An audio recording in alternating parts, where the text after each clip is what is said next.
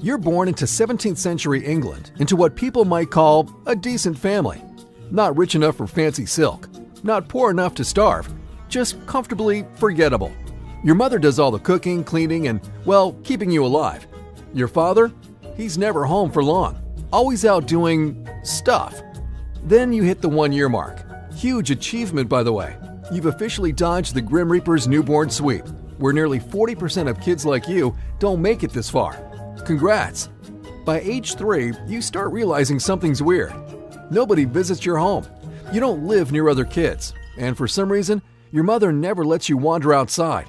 Something about wolves, stray ones that apparently enjoy snacking on children. Then, one evening, your world cracks open just a little. Mom takes you to the market for vegetables, and instead of the grand adventure you imagined, you get stared at, hard. People whisper. Some glare. A few even curse at you and your mother. You're 3 years old, so obviously you have no idea what's happening. Maybe you dropped food on your shirt? Maybe they just hate toddlers? Then you hear it. Executioner's brat. Your mother doesn't wait for more. She grabs you and hauls you home, moving faster than you've ever seen her. But it's too late. The word is out. And now, so is your curiosity. That night, you wait. You sit, fidgeting, until Papa finally walks through the door. Flamboyant coat, looking like he just stepped off a stage. You don't even let him sit down.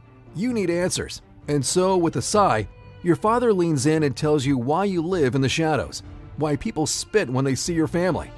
Your father is an executioner, and suddenly, the wolves don't seem so scary anymore.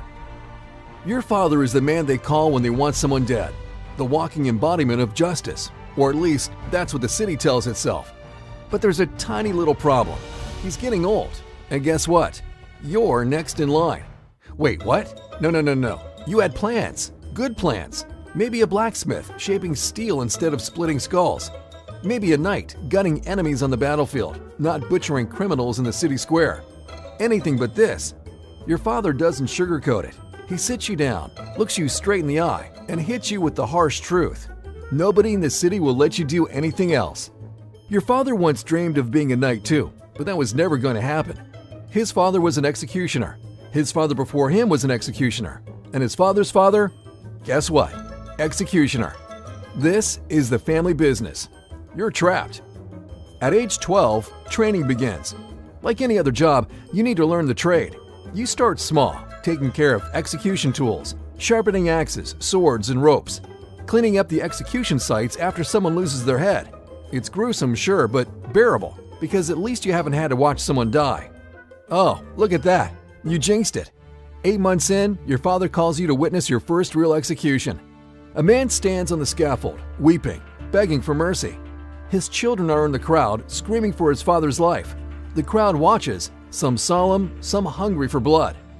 Your father stands there, not like a man, but like a reaper waiting for the job to be done. And then, the rope snaps his neck. It hits you. This isn't just training. This is your life.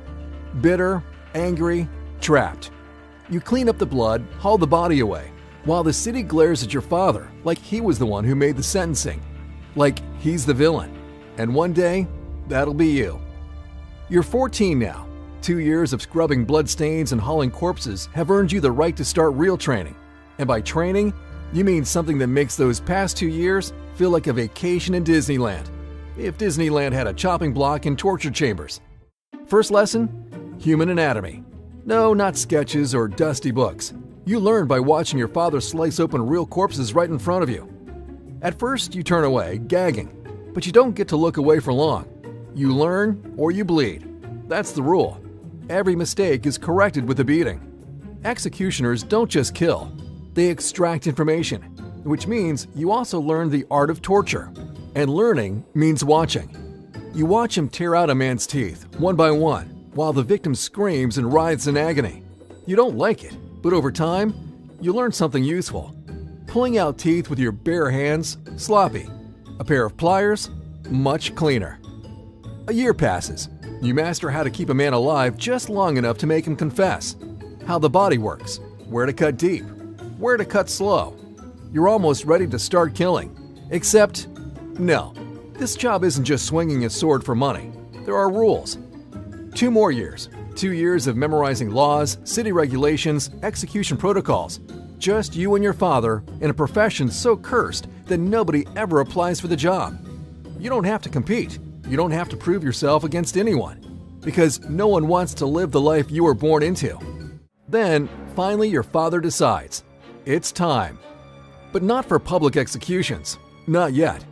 First, you practice by torturing prisoners for confessions. It's slow, messy work, but you do it. And when your father sees that you can break a man without flinching, he nods. Now you're ready. Your first public execution. You pull on the black cloak, not to hide your identity. Everyone knows who you are.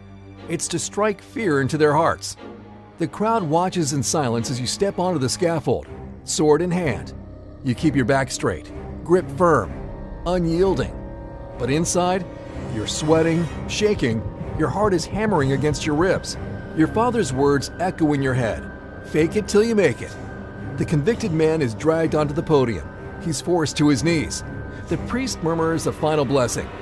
You don't wait. Your sword flashes. One clean stroke. His head flies. The crowd gasps. The execution was so fast, so smooth, that for a second, they can't believe it actually happened. You're good. Disturbingly good. The crowd disperses, but not without leaving you a storm of curses. Even the priests spit at your feet, like you chose this life, like you wanted to be a butcher in a cloak. Execution after execution, you improve. You refine your technique. Your father notices. Even he can't deny your talent. Soon, he retires.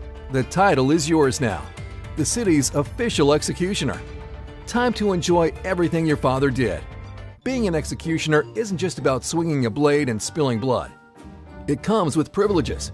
You're paid well, not just for killing, but for keeping the market streets sane.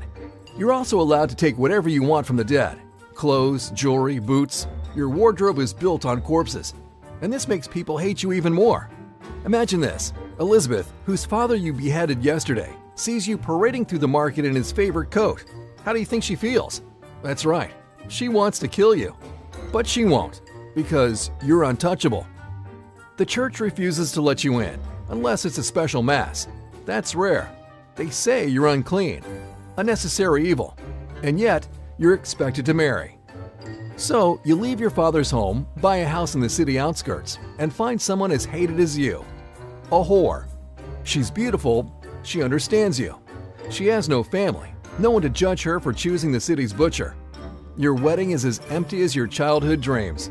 No priests, no guests, just you, your parents, and one aunt who probably came for the free meal.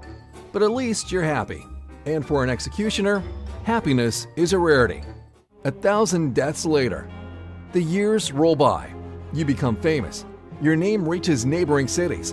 1,000 executions under your belt, and you are now a legend of death, feared more than any of your ancestors. But this isn't a statistic you take pride in. It haunts you. Every night their faces flood your dreams. Their screams crawl inside your ears and refuse to leave.